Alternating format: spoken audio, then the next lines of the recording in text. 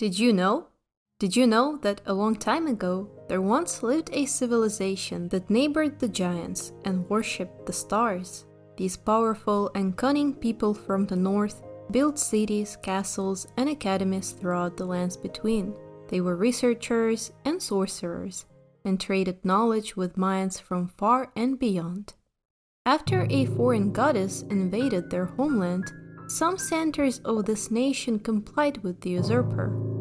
Others were patiently waiting in darkness for the coming of their liege, the Lord of the Night, and the new age, the Age of the Stars. And did you also know that in Elden Ring Nightreign, we're introduced to a world overrun by the night, where heroes from distant lands are drawn to by the Golden Grace to battle the Night Lord. You get it, right? She's the Duchess, your Grace and stuff. What's up, y'all? It's Annekkipu. Sorry for the long absence. Today I will be talking about my first impressions of the game, its connections to Bloodborne, where Limveld fits on the map and in time, how Wylder tells us more about the fate of the nomadic merchants, and who in the world the Two-Finger Joe might be. I will speculate about many possibilities, but as usual, I will be most interested in reading your own theories in the comments. And some of you may say, Anneki, it's been a few weeks. Buddy and Emerald Gecko, they solved everything. Go back to your cave. Well, folks, some people are getting paid to play games. I paid $55 to realize I'm bad at this game, and I returned to reading the wiki.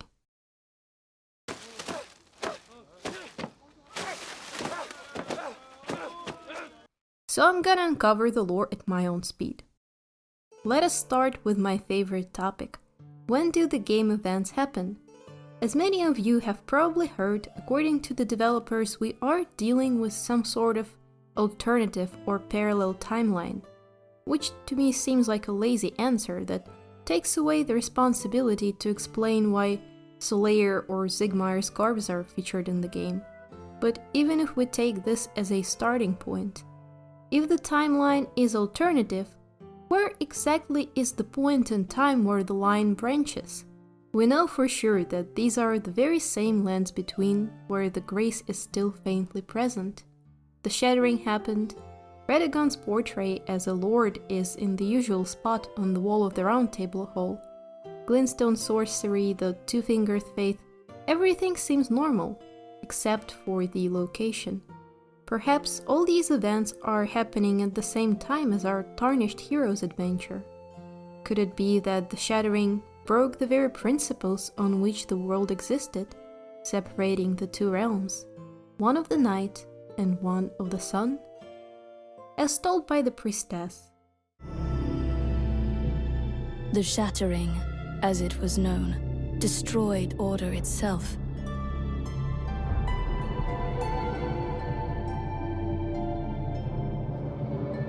Drawing forth in time an abomination.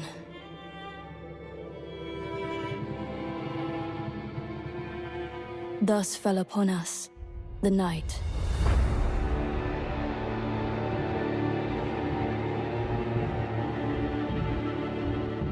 I see two approaches to this story. Either the night was created by or during the shattering, or it existed long before it, but was contained so that the shattering unleashed it. When I first read the game's title, I thought to myself, this is most likely the sequel, where we get to learn what happens when the Tarnished Night restores the movement of the stars, unleashes the Rune of Death, and helps Ranni the Witch murder her own set of two fingers with the blade from the eternal city of Necron. This night is Ranni's Age of the Stars.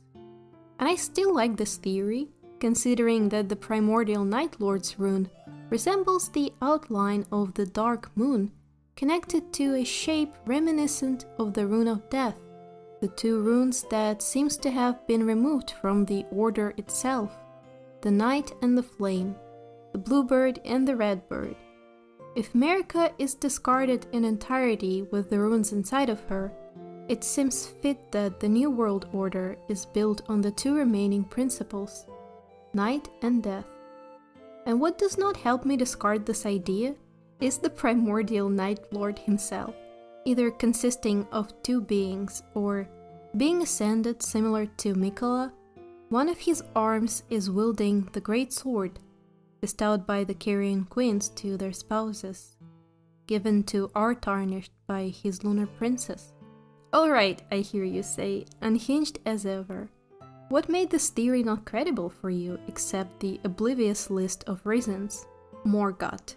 Unless this is the world of the dead we're dealing with. Unless Ronnie's new age messes with the world to the point where there's no more life, and memories of the dead are the only ones lingering in the eternal night. Maybe a few unfortunate new faces, drawn into the lands between by the remaining golden grace, or their own ambitions. I cannot understand what he is doing there. Or unless it is a nonsensical tutorial area and they reused his asset to mess with lore tubers like ourselves. Shh, not Godwin. It's not the time yet. But if Morgoth is alive, and he is shown in the beginning of the game, battling no one else but Wylder, could it be that the story of the Nightfarers is the one preceding the story of the Tarnished Knight? Or at least preceding are the events that caused the night in the first place? A pelagian brute whose ambitions know no bounds he calls Wylder, the man who is, at least in one of the endings, destined to become the next Night Lord. But behold, as I show you this. Does this count as a proof that in the base game Morgoth knows about the coming of the night? Here's another one. The cutting-gifted tribe anticipated the coming night and spent many a moon planning its prevention. The cutting-gifted tribe can be the reference to the Black Knife assassins who are hinted to be associated with Marika, at least prior to her betrayal. So from that I theorize that Marika and her people were preparing for the events of the Nightreign, and the unusual round table mimic might be their trap for the poor adventurers' souls, similar to the one the Eternal Queen prepared for the Tarnished. Or could it be that Queen Marika is trapped inside the night? To be clear, I should say that there are a few nights with the capital N that happened in the lands between. One of them, the Night of the Black Knives, I do not consider to be coinciding with the others. However, I get a whiff that the Night of the Storm that is described in the story of the Revenant, and the night when the infant disappeared from the eyesight of the recluse, have a strong connection to the time when people who are now known as the Nox called upon their dark moon. For there can be no moon without the night sky. And here is the point in the video where I was supposed to talk about Bloodborne, but my yapping was so extensive that it did not make sense to include it in this relatively broad discussion. In short, there is a possibility that this night is but a dream. The third umbilical cord precipitated the encounter with the pale moon, which beckoned the hunters and conceived the hunter's dream. In Bloodborne, the moon or the Great Ones can impregnate women such as Ariana or Yosefka the best waifu. Don't we have all the parts of this equation in Nightreign? The moon, the babe conceived in an unnatural way, forcefully taken from its mother's womb, a nurse, a connection to the outer gods, also Bergenwerth, Hillen Church and the choir. Please let me know in the comments if you want me to post a separate video with the list of all the parallels between Elden Ring and Bloodborne I've been keeping for a long while. Maybe I would make it into a tier list and let's continue. The Guardian, the Revenant, the Recluse and the Duchess. There are bits of the lore in their journal logs, dialogues and items that I believe hint us that their night happened in the past before the main game's events. Here are just a few of them. First, the existence of Pinion Folk in their normal shape. The witch created a cursed weapon infused with blood magic to aid in the war between some party and the Pinion Folk and take away their aerial advantage. The This cursed ritual reminds me of Fingerslayer Blade, as to be clear, we still don't know whose body it's made of. But we are aware that there once was a Stormlord that ruled over Stormvale Castle. Secondly, detailed descriptions of the royalty. While we only know of a few in the main game, Queen Mirica, Queen Renala, Princess Rani, Count Emir, Godwyn if you consider the Ad Memoriam title, I doubt any new titles were granted after the Shattering. And also, the infant's creation which occurred during the era when definitely more of the witches existed. As we know now, some of them fell in the war. Perhaps it explains all the empty towers scattered around the lands between. I also kinda wonder if the Moor Knights are related to Pinion Folk, due to the details on their armor and connections to the storms. Then knowing they fought on the side of Merica's forces as sworn enemies of the giants, it makes sense that the witches were part of the alliance of Night and Flame, and perhaps the slaying of the powerful ally like the Stormlord could be the reason for Merica to enter the battle with Glowmite Queen to deal with death once and for all. Maybe she was able to deal with both unwanted runes during the long war that established her queendom. What if Renala meeting the moon quite literally meant she had the rune of night in her possession before Merica's champion took it back to the capital? The same champion who could have been capable of rewiring a carrion puppet as well. You know, if the Rune of Death was sealed, it's not hard to imagine the same fate for the Rune of Night. The game does have a lot of puzzling moments that make me wonder if they are intentional or the result of new direction. Maybe those are the signs of the alternative timeline we've been told about. The Duchess, who is so obviously presented as the priestess of the Round Table Hall, and thus a finger maiden, seems to relate to us the will of Merica, judging by the intent in her words and the familiar patronizing tone. However, her chalice reminds us of the Glowmite Queen. Giants who logically would be the flame part of the Night and Flame alliance, being represented by a blue chalice. Come to think of it, the primordial Night Lord himself seems to be rather tall. Was it him who was found by Zuli the Witch in the game files, I wonder? The gloaming eyes of Ironeye, the multiple personality disorder of the Executor. If the infant's mother hurt herself to give birth to the baby, could she be related to the formless mother who craves wounds? And the cherry on top of the cake, who in the world is Two-Finger Joe? Ooh baby, what do you want to start with? The hypothesis about the past or the one about the parallel realms? If you believe this pocket realm is the preserved past, if we know fingers are prophets and people become fingers, is Two-Finger Joe our first encounter of the original form of a person who became fingers? Let's now look at him from the second standpoint. Placed obviously in the usual location of the Greater Will's prophets, this alive person is a vessel that can interact with the Great Rune. And who do we know that can interact with the rune and is connected to their pair of two fingers? Perhaps a demigod, so maybe there is a reason to keep them in the mausoleums undisturbed. They can be conductors to other realms in a way. You know, 7 mausoleums, 7 bosses before the primordial Night Lord.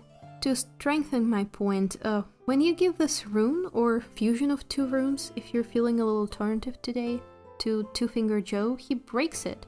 Just like Merica allegedly purged night and death from her order, this demigod, or the personification of the 2 fingers, shatters the rune she does not want to exist. And so this vessel of the outer god turns away as the presence of his god fades. Alrighty, we've established that I believe the events that were precursors to the eons long night happened in the same timeline before the Shattering, that Merica could have been prepared for its coming when she removed the Rune of Night from her order, creating a pocket realm, chaining a maiden to it, luring in skilled adventurers. All of that could have been parts of her plan. Now let's once and for all decide where this small frozen in time self-contained universe is located. You don't need to have a bachelor's degree to deduct that Limveld is Limgrave. Not only the landscape is the same, but some structures like bridges or ruins indicate that Limveld is and did what Limgrave was long time ago. Additionally, I feel the need to share a little crazy thought with y'all. If you think I'm wrong, you're obligated to comment delusional in all caps. Here it goes. Wylder belonged to a nomadic tribe whose means to survive included trading with settlers. We can learn two names that belong to his family members, Cousin Farad and Little Shirin. Both of these names are of Persian origin. Among his belongings we know of the faded iron coins that bear the same symbol as the one on his dress. The symbol eerily reminding us of one of the Night Lords who wields a staff crowned with a human hand and uses the frenzied flame. The night had driven his kinsfolk to madness. The Windwale Knoll is now a sea of gravestones. The Windwale Knoll, or the Stormhill? Could Limveld have been literally turned into Limgrave in some event that caused the nomadic tribe to be imprisoned in mass? Limveld, the field where the two horses galloped, now turned into their grave. Alright, that was a lot. Please bear with me as we approach the last topic of today's video, which would be the shifting earth. I legitimately don't think there's any logic behind this except maybe memories of those who reside in the simulation box. However, I want to point out an interesting pattern. The ice dragons were once lords of the mountaintops and were defeated by the fire giants. The first peak and its frost dragon belong on the mountaintops of the giants, quite obviously. The rotted woods were transformed by the power of an outer god. The survivors of the rot built a tower of fire. Could this place be aligned with Fort Gale and Caelid? The forests freshly cursed, later turning into a barren wasteland. The shrouded city of Nakladeo was said to be desolated and sealed underground in a single night.